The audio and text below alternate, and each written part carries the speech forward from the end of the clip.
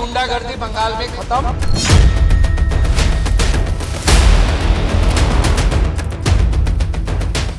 पश्चिम बंगाल से ऐसी खबर सामने आई है जिसने पूरे देश को चौंका दिया है।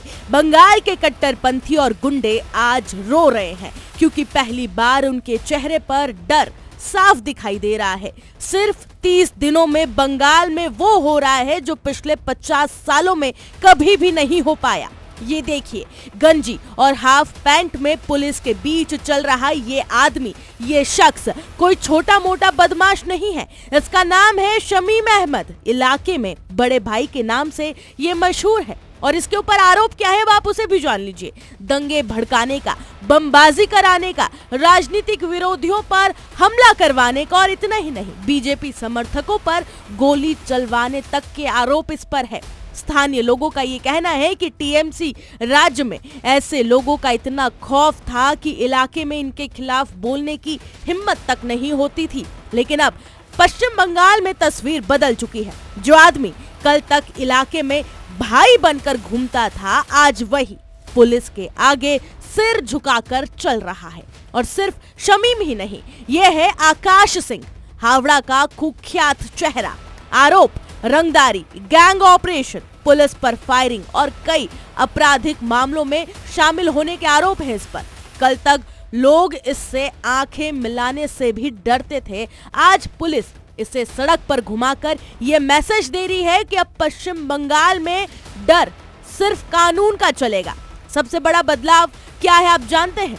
पहले पश्चिम बंगाल में गुंडे सड़कों पर खुलेआम आतंक दिखाते थे, अब उन्हीं गुंडों के जुलूस निकाले जा रहे हैं। और यही वजह है कि पूरे पश्चिम बंगाल में अब एक ही चर्चा हो रही है, क्या बंगाल में योगी मॉडल लागू हो गया है?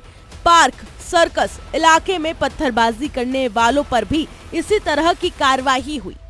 जिन लोगों ने सार्वजनिक संपत्ति तोड़ी, पुलिस पर हमला किया, अब उन्हीं लोगों को इलाके में घुसकर चेतावनी दी जा रही है, दंगे करोगे तो नुकसान भी भरोगे।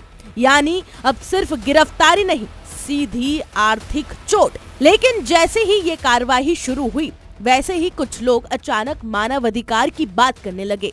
कहने लगे गैंगस्टर का भी मानवाधिकार होता है। बिल्कुल होता है, लेकिन सवाल यह है कि जब बंगाल की सड़कों पर बम फट रहे थे, जब दुकानदारों से रंगदारी वसूली जा रही थी, जब राजनीतिक हिंसा में लोग मारे जा रहे थे, तब आम लोगों के अधिकार कहां थे? और तब क्यों किसी ने ये आवाज नहीं उठाई?